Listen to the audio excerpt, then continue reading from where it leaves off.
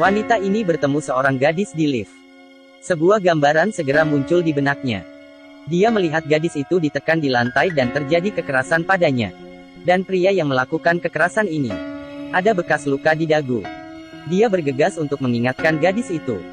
Jangan masuk, akan terjadi sesuatu yang tidak baik. Tetapi gadis itu tidak peduli dan masuk. Di saat ini, seorang pria yang nampaknya garang muncul di depannya. Dan ada bekas luka di dagunya. Untuk menolong si gadis, wanita ini ikut masuk ke lift.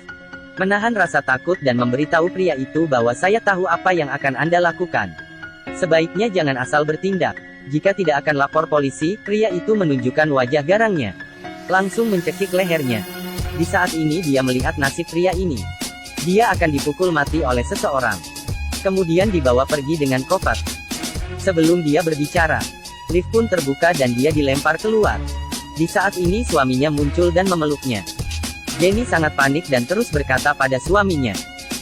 Tetapi suaminya tidak percaya. Wanita ini bernama Jenny. Dia telah kehilangan ingatannya sejak kecelakaan. Untung saja suaminya sangat baik. Tiap hari memberinya obat tepat waktu. Dokter mengatakan bahwa, karena otaknya yang terluka, jadi tidak bisa membedakan asli dan hayalan. Di hari ini datang dua polisi ke rumah Jenny. Mereka mengatakan bahwa menerima telepon dari rumah sakit. Dan mengatakan luka Jenny ada dari beberapa bulan lalu. Pihak rumah sakit merasa Jenny mendapat kekerasan rumah tangga, sehingga menelepon polisi. Jenny mengatakan tidak. Mana mungkin suami yang sangat baik ini melakukan kekerasan rumah tangga. Tetapi sebelum pergi, polisi melihat foto pernikahan di dinding, dan berkata foto ini agak aneh. Meskipun hubungan Jenny dan suaminya baik, tetapi dia tiba-tiba sadar, dia sebenarnya tidak tahu apapun mengenai suaminya. Dia sangat curiga tetapi tidak tahu harus bagaimana. Dia hanya bisa jalan di jalanan. Kemudian bertemu dengan rekan kerjanya. Di saat ini dia baru tahu. Ternyata dia dulunya adalah seorang guru TK. Sudah bekerja beberapa tahun. Tetapi tidak mengatakan soal suaminya. Dia menemukan kartu nama suaminya di meja kantor. Dia pergi ke alamat itu dengan taksi. Menemukan bahwa ini adalah perusahaan konstruksi. Tetapi pintunya dikunci. Petugas kebersihan memberitahunya, kantor ini sudah bangkrut setengah tahun lalu. Jenny pulang ke rumah dan bertanya pada suaminya. Apakah kita mau imigrasi karena bangkrut? Suaminya tidak menjelaskan. Malah bertanya, bagaimana kamu tahu alamat kantor? Jenny menjawab bahwa dia pergi ke sekolah. Tiba-tiba suaminya menjadi panik. Siapakah dirinya? Dan apa yang disembunyikan oleh suaminya? Semuanya sama sekali tidak diingat. Tengah malam Jenny bangun. Dia datang ke lantai 7. Dia mendengar teriakan minta tolong dari gadis itu. Saat dia ingin menekan bel dia mendengar suara. Membuatnya bersembunyi di tangga. Seorang pria bertopi membawa sebuah koper. Keluar dari sana. Melalui celah dia melihat ternyata pria itu bukan orang lain. Tetapi suaminya. Tetapi keesokan hari, suaminya seperti biasa saja. Malah membuat sarapan mewah. Jenny semakin curiga.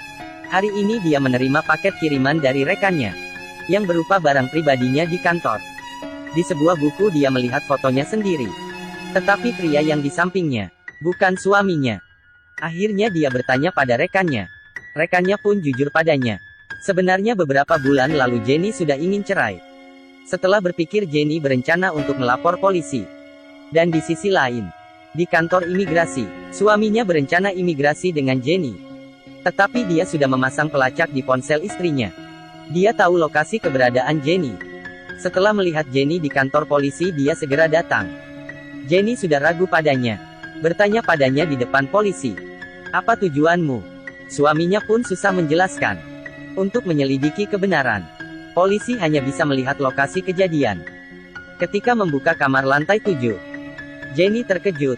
Apartemennya kosong dan tidak ada yang tinggal. Bahkan pemilik rumah juga berkata, sudah beberapa bulan rumah ini tidak disewa orang. Akhirnya kasus ini pun ditutup. Suaminya juga tidak menyalahkannya, memberinya obat seperti biasanya. Kali ini Jenny tidak memakannya. Saat suaminya pergi, dia juga pergi menyelidiki. Kali ini di lift dia ketemu pria yang ada di fotonya. Dia diam-diam mengikuti dan menemukan bahwa pria itu dipaksa bayar hutang oleh kreditur. Dan pria itu pun mengenal Jenny. Tetapi tidak terkejut. Dia membawa Jenny ke apartemennya. mulai membongkar laci. Tataan rumah ini membuat Jenny merasa sangat kenal. Pria itu menyuruhnya bertemu di lokasi konstruksi jam 8 malam ini. Kemudian pergi, Jenny pun makin curiga. Siapakah dirinya? Dia terus mencari bukti, dan ingin menyatukannya. Tetapi adegan berikutnya membuatnya takut. Di dinding pria ini, tergantung foto pernikahan dengan dirinya. Apakah dia suami aslinya? Jika begini, siapakah pria di rumahnya?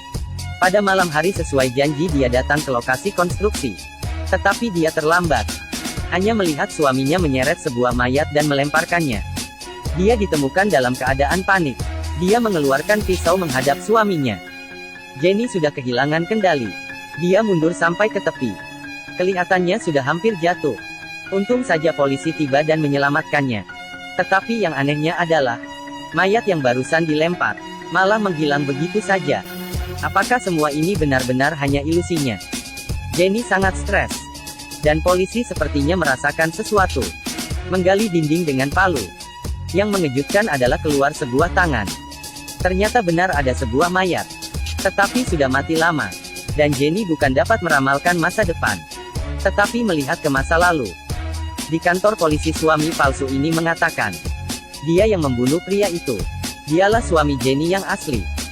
Dia hanya abang angkat dari Jenny. Namanya John yang berpura-pura menjadi suami Jenny. Tujuannya adalah untuk menipu klaim asuransi. Dan Jenny mengatakan kata-kata ini, bukanlah faktanya. Dia ingin tahu lebih lagi. Tetapi John tidak ingin mengatakannya. Jenny akhirnya pulang dan di bawah. Dia melihat gadis itu lagi. Dia bertanya pada gadis itu siapa namanya. Ternyata gadis ini adalah dia sendiri di saat kecil. Dan gadis di lantai 7 itu adalah dirinya di masa SMP. Waktu itu ayah angkat ingin memperkosanya. John keluar dan melindunginya. Tetapi malah membunuh ayah angkatnya. Sehingga membawanya pergi tengah malam. Di saat ini akhirnya Jenny sadar. Ternyata dia sendiri tidak punya kemampuan meramal masa depan. Semua ilusinya adalah apa yang pernah dialaminya. Mulai saat itu dia sangat dekat dengan abangnya. Setelah dewasa dia menikah dengan pria lain. Tetapi setelah menikah Jenny tidak bahagia. Suaminya pemarah dan berhutang banyak pada orang. Jenny ingin cerai. Tetapi suaminya tidak setuju. Di suatu malam, kreditur meminta suaminya untuk membayar kembali uang di lokasi konstruksi. Suaminya malah membunuh kreditur. Melemparkannya ke lokasi konstruksi dan menuangkan semen. Semua ini dilihat oleh Jenny yang datang. Suaminya takut Jenny melapor polisi. Lalu memukulnya. Dan Jenny pun memukul balik. Tetapi suaminya malah dipukul mati. Dia yang ketakutan hanya bisa memanggil abangnya kemari. John menghiburnya. Dan melemparkan mayat ke dalam semen. Di saat ini Jenny pun stres. Dia berjalan ke ujung konstruksi. Dia teringat dari kecil sampai sekarang. Tiap kali dia melakukan kesalahan, selalu abangnya yang dituduh dan disalahkan. Selalu membawa sial untuk abangnya. Kemudian dia tidak menghiraukan abangnya. Dan melompat ke bawah. Untung saja masih hidup setelah ditolong. Di saat ini ingatan Jenny pun kembali. Polisi memberinya sebuah alamat. Mengatakan padanya itulah rumah aslinya. Tetapi baru saja dia masuk pintu terbuka. Pria yang masuk itulah suaminya. Ternyata malam itu dia tidak mati. Dan semenjak itu, terus mencari kesempatan untuk balas dendam, Jenny ingin menelepon polisi. Tetapi sudah terlambat. Pria ini langsung mematahkan kaki Jenny. Kemudian menuang minyak, mengeluarkan korek api dan membakar rumah mereka. Polisi datang dan menangkap pria itu. Dikarenakan terluka parah Jenny tidak dapat melarikan diri. Di saat ini John muncul lagi. Barusan dia tahu Jenny sedang dalam bahaya. Dia keluar dari kantor polisi dan kemari. Tetapi apinya sangat besar mereka tidak bisa keluar. Mereka saling menghibur sambil menunggu pertolongan. Jenny yang teringat semua meminta maaf pada abangnya. Dan berkata semua ini karena salahnya. Di saat Jenny sadar, polisi memberitahu padanya John sudah meninggal. Dia melindungi Jenny dengan tubuhnya. Seorang abang yang tidak memiliki hubungan darah. Tidak hanya melindunginya dari kecil, tetapi malah melakukan tindakan jahat demi Jenny. Pada akhirnya, dia rela memberikan nyawanya untuk melindungi Jenny. Hubungan begini, kita tahu, di dalam kehidupan nyata, sebagian besar orang sulit melakukan seperti itu.